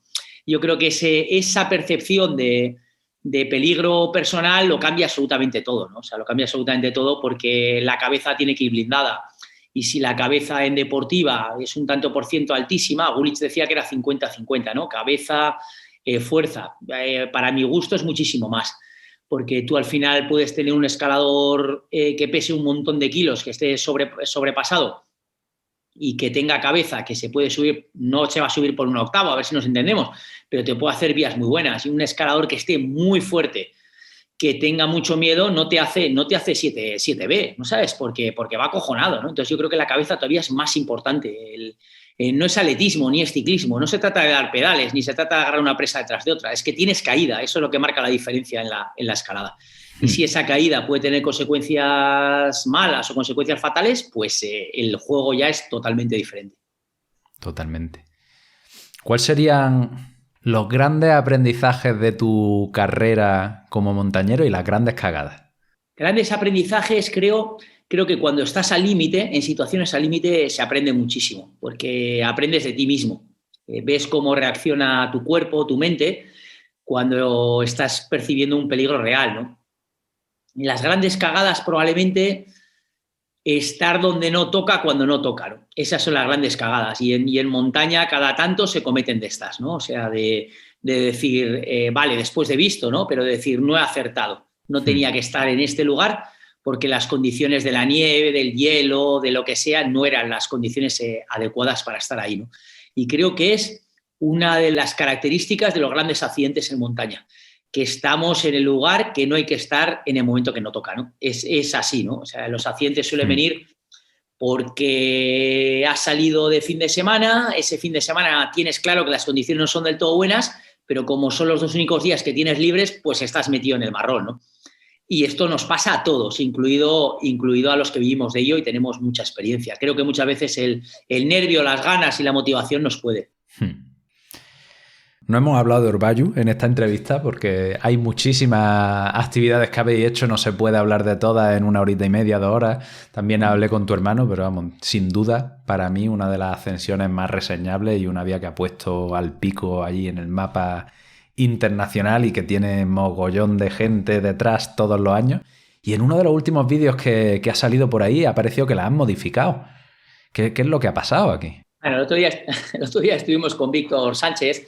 Ya sabéis que es uno de los grandes escaladores ahora mismo de los picos, está abriendo un montón de vías de aventura por toda la zona baja de picos, por lo que es el Valle de Poncebos y el Cares y toda esta zona. Y nos decía que estuvo contrastando vídeos y aparecía alguna chapa en vídeos, en algunos vídeos sí y en otras no, y otros no. Yo cuando llegaron las primeras repeticiones de Orbayu le dije a Iker, tenemos que subir a ver si la gente ha modificado la vía, ¿no? Porque tú estás hablando de los seguros, pero ten en cuenta que es una vía artificial. Decía de canto. Lo que quiere decir que hay muchos agujeros, por decirlo de una manera, o muchos agarres que se utilizan los clavaderos antiguos, ¿no? Los clavaderos de pitones, ¿no? Cuando se metían pitones, ¿no? Entonces yo estoy convencido de que la vía se ha modificado, pero no solo las chapas, ¿no? También probablemente los cantos, ¿no? Porque yo qué sé, no todo el mundo tiene la ética con la que jugamos nosotros en el monte. Nosotros siempre hemos tenido claro que si no te da, te coges y te bajas y te vas a otra cosa, ¿no? Y además, habitualmente lo hemos reconocido y lo hemos hecho público, ¿no? Pero la gente no juega con estos parámetros, ¿no? La gente juega con el parámetro competitivo, ¿no? Hay mucha gente de hoy en día que se mide con estas vías viniendo previamente de haber competido en la Copa del Mundo, por decir de alguna manera, ¿no? Y ahí estás acostumbrado a que tienes que ganarle al de al lado, ¿no? O por lo menos compararte con él, ¿no? Y lo que ha hecho mucha gente con Orbayu ha sido querer compararse con nosotros más que disfrutar o conseguir esa ruta. Por eso yo creo que ha sido una vía que ha puesto el pico en el mapa, ha sido una de nuestras vías más importantes con diferencia, le tenemos un cariño espectacular, pero también ha sido una vía controvertida a este nivel, ¿no? Porque la gente la ha utilizado como catapulta hacia la profesionalización, catapulta hacia hacerse famoso, un montón de historias que tienen muy poco que ver con los hermanos Pou, ¿no? Yo creo que ha sido curioso que, siendo una creación nuestra, haya traído lo que ha traído consigo muchas veces por detrás, ¿no? Se nos hace raro, ¿no?, que haya sido así, pero bueno, nosotros no podemos controlarlo todo, ¿no? No, claro, vosotros llegáis, hacéis la ascensión, ahí queda, y lo que suceda después, pues, joder. Como la de Montserrat también, en Tarragó. ¿Cuál puede ser la motivación para que alguien llegue y quite las chapas de una vía que se había liberado de la forma más limpia? Bueno, estamos hablando del 2013 todavía, son ya estos casi son 10 años, ¿no? 9. 7 años, ¿no? Bueno, lo que sea, sí. Está claro que en matemáticas no va muy bien, ¿eh? Menos mal que se nos da bien el resto. Pero probablemente en 10 años más ya no estaríamos hablando ni siquiera de este tipo de polémica, porque la gente que podía reventar una vía como Tarragona, probablemente ya no esté ni escalando. Entonces ya la escalada ha evolucionado y no estarías hablando de esta polémica. En Tarragona, ¿qué pasó? Pues que al final no tiene nada que ver con las vías de alrededor. El estilo de apertura tampoco tuvo nada que ver con las vías de alrededor y entonces entendemos que hubiese gente que diría que en ese momento hubiese dicho, joder, en Montserrat tiene otro estilo, hay que respetar este estilo. Si nosotros encima somos adalid un poco de ese tipo de filosofía, ¿no? Lo que no vale es, pues cuando hicimos en 2013 la vía del 2000, pues creo que 13 años después coger y cuando te enteras que los hermanos Po están probando Tarragona, revientas Tarragona, ¿no? Yo creo que eso es ir en contra del futuro y nadie puede ir en contra del futuro por mucho que quieras, ¿no? Porque lo vas a poder hacer con Tarragona, pero no lo vas a poder hacer con otro montón de vías. El futuro camina solo. O sea, tú puedes tener tu opinión, tú puedes tener tu manera de entender la montaña, tú puedes tener tu filosofía.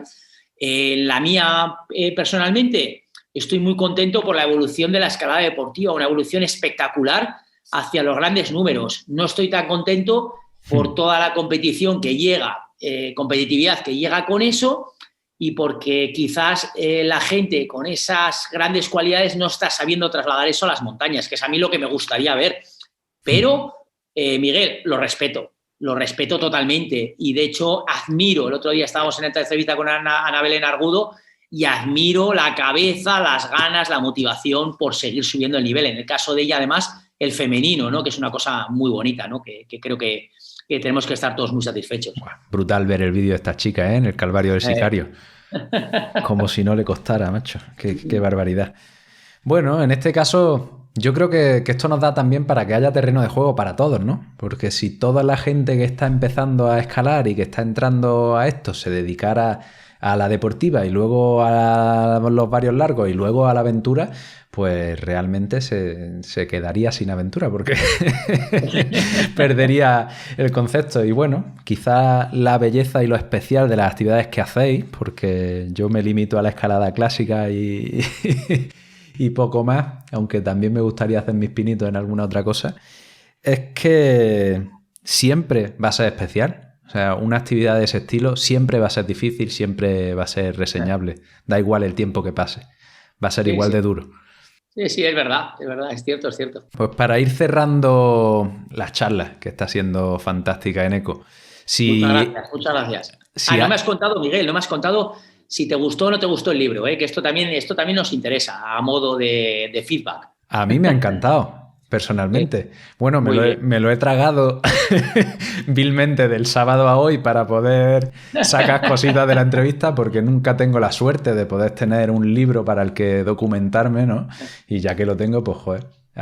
Muy bien. Fantástico. Muy agradecidos de que te haya gustado, Miguel. Muy agradecido. Sí, está chulísimo y además con fotos bonitas y te entran ganas de meterte en berenjenales, que no sé yo por qué. Eso es bueno, hay que motivar al equipo, eso es bueno. Pues para motivar, si alguien de los que nos está escuchando escala, tiene ganas, tiene buen nivel, quiere hacer cositas más relacionadas con la montaña y la aventura, ¿qué consejo le darías para iniciarse, para empezar? Bueno, yo creo que el consejo es como muy claro, ¿no? Que tengan la paciencia suficiente. Ya sé que no vivimos en la sociedad de la paciencia hoy en día, ¿no? Incluso vivimos en la sociedad del fast food, ¿no? De la comida rápida, ¿no? De todo hay que conseguirlo rápido. Y cuanto menos esfuerzo, mejor. Y pasamos rápidamente a la siguiente aventura, ¿no? Yo creo que el claro ejemplo son las redes sociales hoy en día, ¿no? Parece que tú tengas que tener una aventura importante todos los días para contar. Eso es imposible. Si tienes todos los días para contar, no es una gran aventura, ¿no? Esto es así, porque las grandes aventuras al final cuestan su tiempo, cuestan su trabajo, cuestan su dedicación. Entonces, el que quiera pasar de esto, el problema que tenemos hoy en día es que la mayoría de la gente empieza en el rocódromo.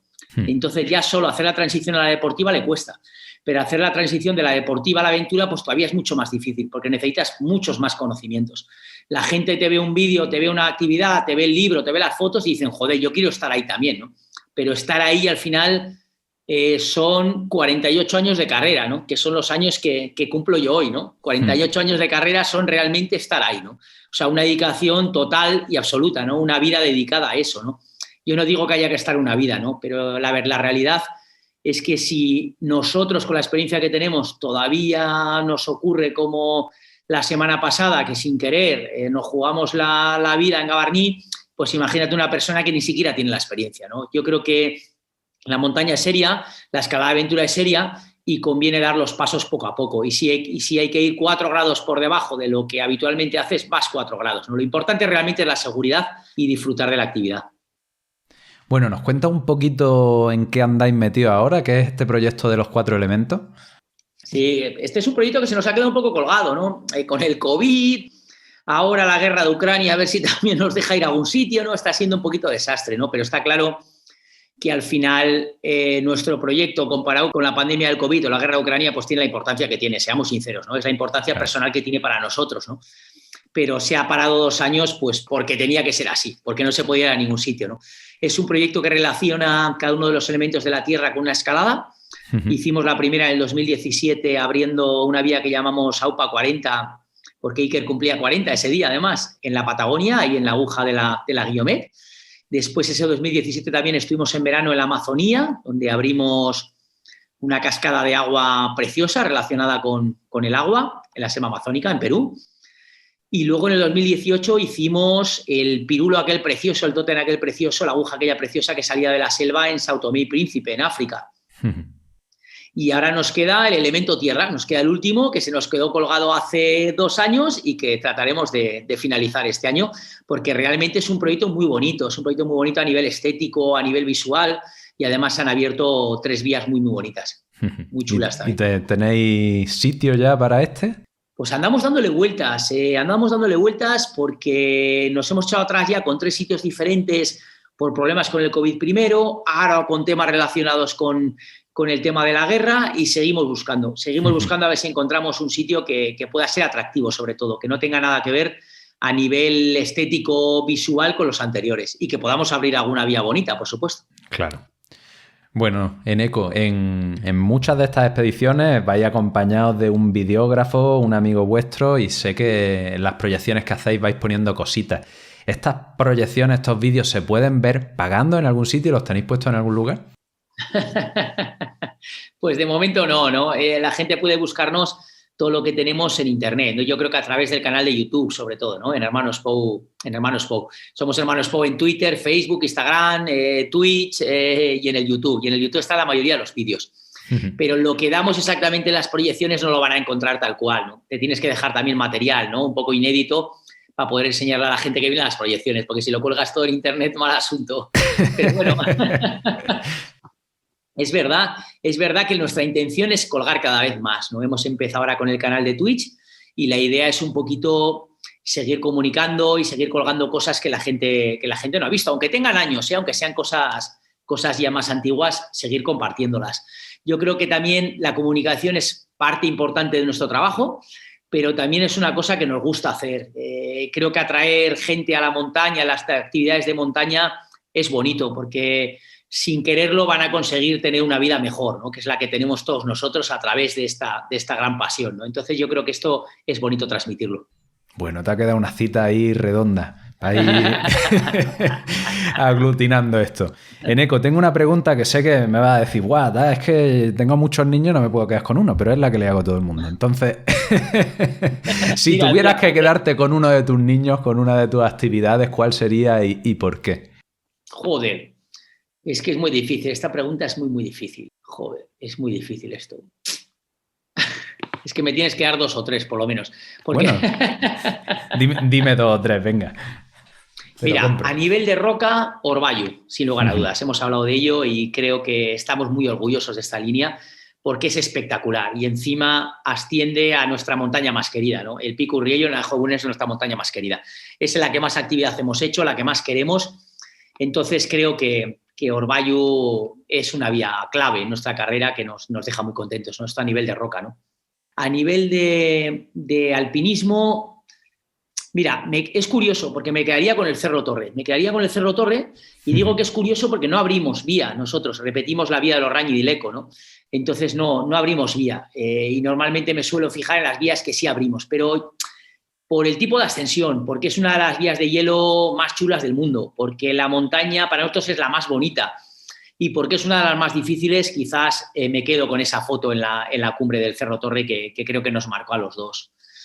Y como vía de aventura, me está viniendo a la mente ahora la vía que abrimos en el Casano Oeste, una montaña de 5.700 metros que abrimos en el 2019 en los Andes del Perú, ¿no? En la Cordillera Blanca, una vía de 800 y pico metros de recorrido, con alpinismo, mucha roca y un poco de alpinismo, pero sobre todo mucha roca, ¿no? Una montaña grande. Creo que esa combinación es muy bonita para nosotros, el poder hacer una pared grande en una montaña grande, ¿no? O sea, es juntar como tus dos grandes pasiones, ¿no? A nivel deportivo, ¿no? Lo que es la propia roca, la dificultad, con el alpinismo y llegar a una cumbre, ¿no? Creo que es prácticamente rozar la perfección. Bueno, has salvado de forma muy elegante, Eneco. Ahora quiero saber yo si he conseguido que sea una de las entrevistas o la entrevista que más te ha gustado. Sin lugar a dudas, Miguel, sin lugar a dudas. Una entrevista muy trabajada, al final se nota. Cuando te hacen una entrevista muy trabajada, se nota, porque te hacen preguntas muy interesantes. Y ha habido preguntas muy, muy interesantes. Vale, que si no corto esta pregunta y se queda fuera. Pues tío... Muy agradecido, muy agradecido. Y yo igual, que eches este ratito conmigo en tu cumpleaños, además, más reseñable todavía, Eneco. Nos acordaremos, Miguel, nos acordaremos. Claro que sí. Lo que queda es que ya coincidamos en persona de una vez, que no lo hemos conseguido. A ver si lo conseguimos en cualquier momento y nos reímos un rato. Y escalamos y apretamos mucho. Claro que sí. Tío, pues un abrazo enorme y muchísimas gracias. Muchísimas gracias a ti y un abrazo enorme a todos los oyentes y mucha suerte por ahí, por Granada, por ahí abajo. Claro que sí. Agur. Venga, hasta luego. Y aquí lo dejamos este viernes con otra entrevista brutal. Te recuerdo que Rock and Joy es mucho más que un podcast. Si quieres entrenar conmigo poniendo en práctica todos los aprendizajes que destilo de todos los entrevistados y las formaciones a las que asisto, está a un clic de distancia en rockandjoy.com. Y si quieres un trabajo presencial y en grupo, atento a este medio y a la newsletter, ya que en septiembre anunciaremos las nuevas fechas para otoño. Un abrazo enorme y a escalar a tope.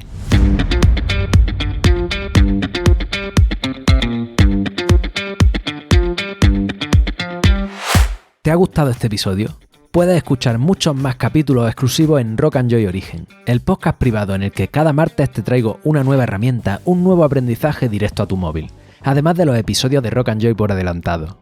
Puedes entrar por menos de lo que te cuesta la tapa de Después de Escalar en origen.rockandjoy.com, origen.rockandjoy.com. Para terminar, ya lo sabes, escala, explora, disfruta, atrévete, diviértete y no la pierdas. No pierdas la mentalidad del principiante.